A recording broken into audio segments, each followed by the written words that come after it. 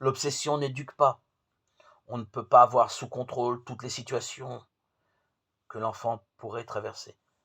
Ici vaut le principe selon lequel le temps est supérieur à l'espace. C'est-à-dire qu'il s'agit plus de créer des processus que de dominer des espaces.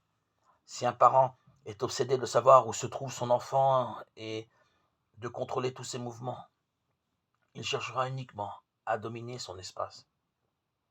De cette manière, il ne l'éduquera pas, ne le fortifiera pas, ne le préparera pas à affronter les défis.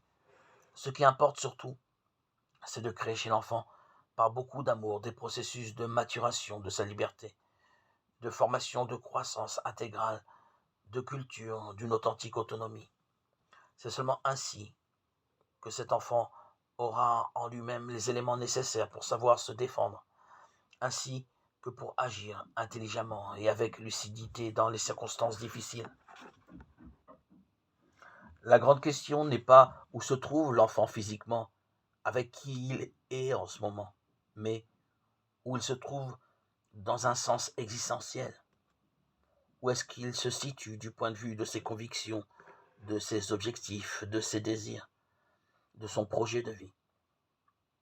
Par conséquent, les questions que je pose aux parents sont: essayons-nous de comprendre où en sont réellement les enfants sur leur chemin?